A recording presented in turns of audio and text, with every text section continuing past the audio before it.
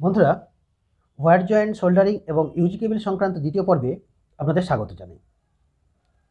প্রথম প্রশ্ন, what is the current carrying capacity of 32 amp rated cable if it is protected by the rewirable fuse? যদি একটি 32 ampere ক্যাপাসিটিযুক্ত তারকে রিওয়ারেবল fuse দ্বারা protect করা হয় তাহলে তার কারেন্ট ক্যাপাসিটি কত? বন্ধুরা, আগের পর্বে আমরা দেখেছি যে যদি রিওয়ারেবল ফিউজ এর সাহায্যে আমরা কোনো কিছু প্রোটেক্ট করি তাহলে সেটা কোরাস প্রোটেকশনের আওতায় পড়ে। এই কোরাস প্রোটেকশনের আওতায় পড়লে তার কারেন্ট ফ্যাক্টর হয় 0.81। তো যেহেতু এখানে 32 অ্যাম্পিয়ার ক্যাপাসিটি দেওয়া আছে, তাহলে আমরা 0.81কে যদি 32 দ্বারা গুণ করি তাহলে আমাদের অ্যান্সার আসবে প্রায় 26 অ্যাম্পিয়ার। তো রাইট অ্যান্সার হবে 26 অ্যাম্পিয়ার। পরবর্তী প্রশ্ন, which type of soldering flux is used for soldering galvanised iron? Galvanised আয়রনের উপরে যদি আমরা সোল্ডারিং করতে চাই তাহলে আমাদের সোল্ডারিং ফ্লাক্স হিসাবে কী ব্যবহার করতে হবে? Right answer hydrochloric acid. প্রশ্ন, which method of soldering is used for quantity production and for tinning work? তো কোয়ান্টিটি প্রোডাকশান মানে অনেক পরিমাণ প্রোডাকশান যেখানে করতে হয় সেটাকেই বলা হয় কোয়ান্টিটি প্রোডাকশান, অর্থাৎ সংখ্যাটা অনেক বেশি। তো সেখানে আমরা মূলত ডিপ সোল্ডারিং মেথডটার সাহায্য নিই। এখানে কি হয় না, এখানে একটা ট্যাঙ্কের মধ্যে প্রথমে আমরা সোল্ডারিংকে গরম করে নিই এবং যে পার্টটার মধ্যে আমাদের সোল্ডারিং করতে হবে সেটাকে এর মধ্যে ইমার্জ করাই। এইভাবেই আমরা এই সোল্ডারিংটা করে থাকি। পরবর্তী প্রশ্নে আসছি, what is the purpose of serving layer in underground cable? Underground কেবিলের যে একদম উপরের লেয়ার যেটাকে বলা হয় সার্ভিং বলা হয়, তার অ্যাকচুয়ালি কাজ কি? তো বন্ধুরা, সেই অংশের কাজ হবে তার ঠিক নিচে থাকা আর্মারিং পার্টকে অ্যাটমসফেরিক বিভিন্ন ধরনের কন্ডিশন থেকে রক্ষা করা। রাইট অ্যান্সার হবে প্রোটেক্ট আর্মারিং ফ্রম অ্যাটমসফেরিক কন্ডিশন। পরবর্তী প্রশ্ন, question number 5, which cable laying method is used in generating station? Generating স্টেশনে কীরকম পদ্ধতিতে কেবল লেইং করা হয়? রাইট অ্যান্সার হবে র্যাক ইন এয়ার। এই পদ্ধতিতে কয়েক কেবল ট্রে পাওয়া যায়, সেই কেবল ট্রেগুলোকে ওয়ালের সঙ্গে আগে ফিট করতে হয় এবং সেই র্যাক বা কেবল ট্রের মধ্য দিয়ে কেবলগুলোকে নিয়ে যাওয়া হয়। পরবর্তী প্রশ্ন, question number 6, what is the effect of electric current on neon lamp? Neon ল্যাম্পের মধ্যে কোন ধরনের ইলেকট্রিক কারেন্টের এফেক্টটা ঘটে? তো এখানে যেটা মূলত ঘটে সেটা নিয়ন ল্যাম্পের মধ্যে থাকা গ্যাস আয়নাইজড হয়। তো রাইট অ্যান্সার হবে গ্যাস আয়নাইজেশন এফেক্ট ঘটে। পরবর্তী প্রশ্ন, which electrical device is the coarse excess current protection? বন্ধুরা, আগের পর্বেই আমি বলেছি যে কোরাস এক্সেস কারেন্ট প্রোটেকশান হয় রিওয়ারেবল ফিউজের সাহায্যে। রিওয়ারেবল ফিউজেস হচ্ছে এক প্রকারের coarse excess current protection device. তো রাইট অ্যান্সার হবে রিওয়ারেবল ফিউজ। পরের প্রশ্নে আসছি, which type of joint used for extending the length of conductor in overhead line? Overhead লাইনে যখন একটা কন্ডাক্টরের সঙ্গে আরেকটা কন্ডাক্টরের জুড়ে লেন্থটাকে বাড়ানোর দরকার হয় তখন আমরা কী ধরনের জয়েন্ট করে থাকি? রাইট অ্যান্সার হবে western union joint. Right answer western union joint. পরবর্তী প্রশ্ন, question number 9, which type of soldering flux is used for soldering aluminium conductors? Right answer carl or light. এই সোল্ডারিং ফ্লাক্সটা ব্যবহার করা হয় অ্যালুমিনিয়াম কন্ডাক্টরে আমরা যখন সোল্ডারিং করে থাকি। What is the effect on molten solder due to repeated melting? আমরা যখন কোনো সোল্ডারকে বারবার গরম করতে থাকি তখন কি ঘটনাটা ঘটে? তখন প্রথমত এই সোল্ডারটা হার্ড হয়ে যায় এবং এই হার্ড সোল্ডারিংয়ের জন্য প্রধানত কারণ হচ্ছে আমরা জানি লেড এবং টিনের মিশ্রণে তৈরি হয় সোল্ডার। তো তার মধ্যে টিন কন্টেন্টটা কমতে থাকে যার ফলে এই ধরনের ঘটনা ঘটতে থাকে, হার্ড শোল্ডার এফেক্টটা ঘটতে থাকে। তো রাইট অ্যান্সার হবে টিন কন্টেন্ট রিডিউসড। পরবর্তী প্রশ্ন, which method of cable laying is suitable for congested area. তো কনজাস্টেড এরিয়া যেখানে আছে সেখানে কি ধরনের কেবল লেইং মেথডটাকে নেওয়া যেতে পারে।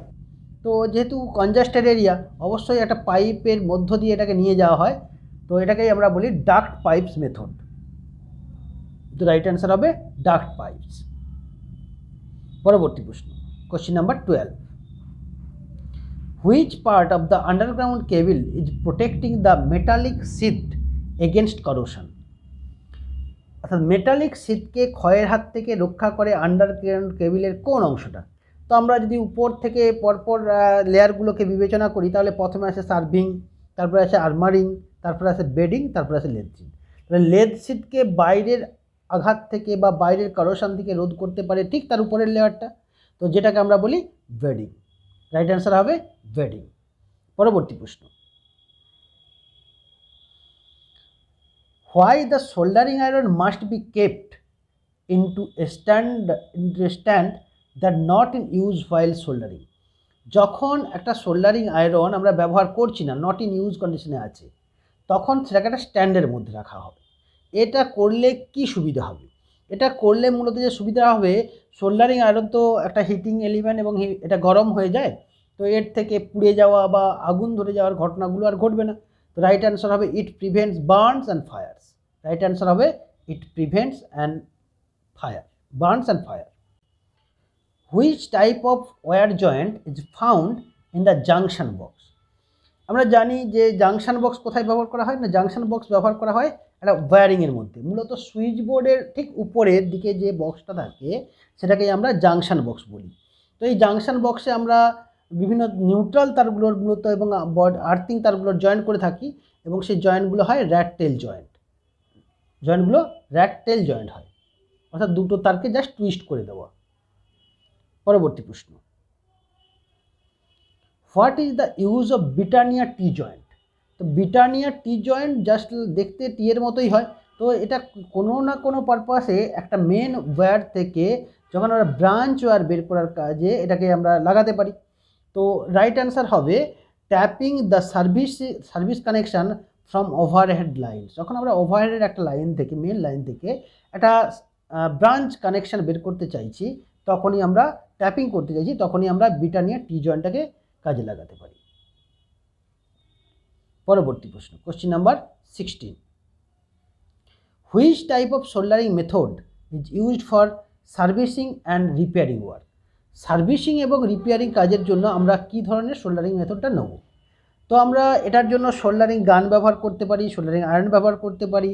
তো যেহেতু এখানে সোল্ডারিং গান এবং সোল্ডারিং আয়রন দুটোই ব্যবহার করা যেতে পারে, তো মোস্ট যেটাকে কাজে লাগাতে পারি সেটা হচ্ছে সোল্ডারিং গান। তো রাইট অ্যান্সার এখানে হওয়া উচিত soldering gun. Number 17, what is the use of dip soldering method. Dip soldering মেথডটার ব্যবহার কি? এখানে কি করা হয়, একটা কন্টেনারের মধ্যে আগে সোল্ডারকে গরম করে নেওয়া হয়, আর যেটাতে সোল্ডারিং করতে হবে সেটার মধ্যে ইমার্জ করা হয়। তো আমরা সাধারণত বিভিন্ন ধরনের পিসি বা ছোটো ছোটো কম্পোনেন্ট যে পিসিবির মধ্যে লাগানো হয়, সেগুলো যখন সোল্ডারিং করা হয় তখন এই ডিপ সোল্ডারিং মেথডেই কিন্তু করা হয়ে থাকে। তো রাইট অ্যান্সার হবে সোল্ডারিং মিনিয়েচার কম্পোনেন্টস অন পিসিবির মধ্যে যে ছোটো ছোটো কম্পোনেন্টগুলো থাকে তার সোল্ডারিং করার সময় একটা সোল্ডারিং করলে সোল্ডারিং আয়রনের সাহায্যে অনেক টাইম লাগবে। তো তার জন্য আমরা এই পদ্ধতির সাহায্যে, এই ডিপ সোল্ডারিং মেথডটার সাহায্যে আমরা যদি সোল্ডারিং করে থাকি তাহলে অনেক কুইক সেই সোল্ডারিং প্রসেসটাকে আমরা কমপ্লিট করতে পারি। পরবর্তী প্রশ্ন, question number 18, which insulating materials is used as hot curing compound for making joint in underground cable। Underground কেবিলের যখন জয়েন্ট কমপ্লিট হয় অর্থাৎ কন্ডাক্টরের জয়েন্ট যখন কমপ্লিট হয়, তারপর তার উপরে একটি বিশেষ কম্পাউন্ড দিয়ে ইনসুলেটেড করতে হয়। সেই বিশেষ কম্পাউন্ডটির নাম হচ্ছে বিটুমিনাস কম্পাউন্ড। এটা পিচ জাতীয় এক ধরনের পদার্থ। পরবর্তী প্রশ্ন, what is the purpose of bedding insulation of UG cable. UG কেবিলের বেডিং যে ইনসুলেশন থাকে, এর কি কারণে এটা দেওয়া হয়? এখন বেডিং ইনসুলেশনটা মূলত কাজ হচ্ছে ভিতরে যে সিদ মেটাল বা মূলত লেড যে সিদটা থাকে সেটাকে প্রোটেক্ট করা। তো রাইট অ্যান্সার হবে protect the metallic sheath against corrosion.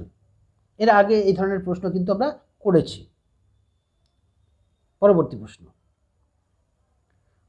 Which test is conducted to locate the fault in UG cable? UG কেবিলের বিভিন্ন ধরনের ফল্টগুলোকে নির্ধারণ করতে বা কোন জায়গায় সমস্যাটা হয়েছে সেটা নির্ধারণ করতে আমরা কোন টেস্ট করে থাকি?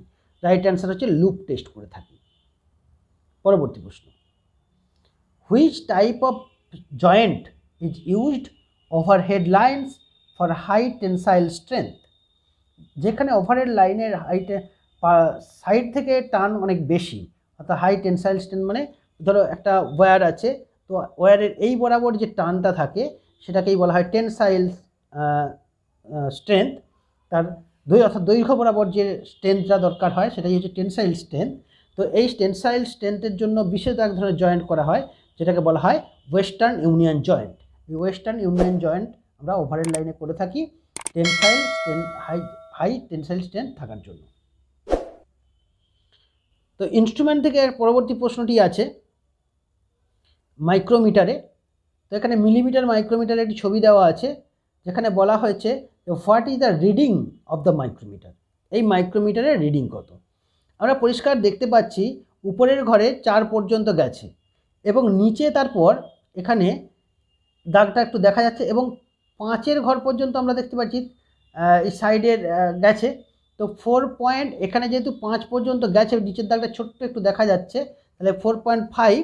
আর এদিকে যাওয়ার জন্য 5, তার জন্য আমি 5 এই 5-এর জন্য আরও 5 নিয়ে নিচ্ছি, তাহলে 4.55 mm।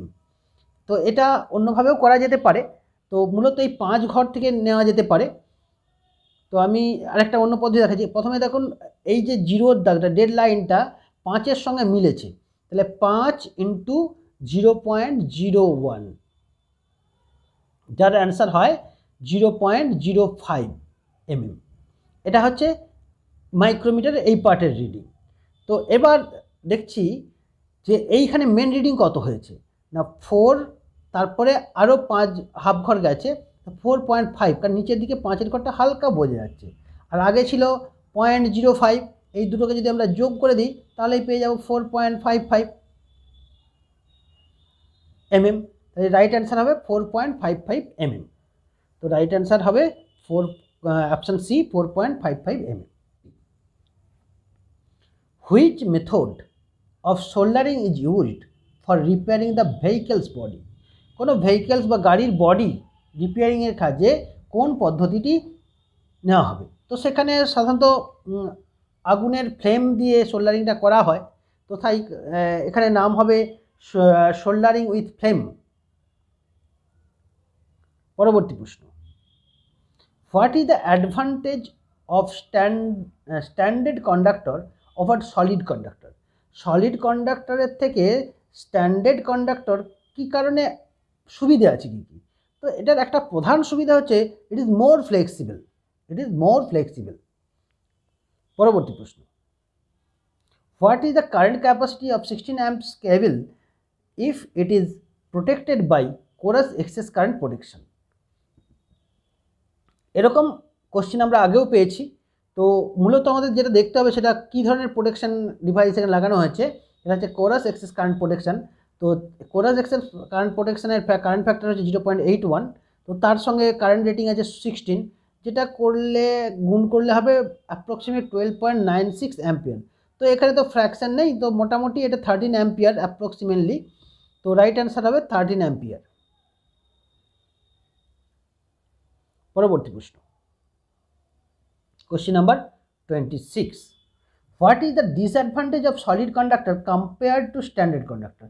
একটু আগেই একটা কোশ্চেন করেছিলাম, সেখানে অ্যাডভান্টেজ বলা হয়েছিল স্ট্যান্ডার্ড কন্ডাক্টরের, এখানে ঠিক ঘুরিয়ে কোশ্চেনটা বলা আছে what is the disadvantage of solid কন্ডাক্টরের। তো একই অ্যান্সার হবে কিন্তু উল্টোভাবে বলতে হবে, সেটা হচ্ছে আগেরটা ছিল মোর ফ্লেক্সিবল, তো এখানে আমরা বলবো লেস ফ্লেক্সিবিলিটি। এটা লেস ফ্লেক্সিবিলিটি হবে কোনটা? সলিড কন্ডাক্টরটা। পরবর্তী প্রশ্ন আসছি, what is the cause for cold soldering defect in soldering. এখন এই কোল্ড সোল্ডারিং ডিফেক্টটা কি? আমরা অনেক সময় কি সোল্ডারিং করতে গিয়ে লক্ষ্য করি যে সোল্ডারিংটা ঠিকমতো গরম হচ্ছে না।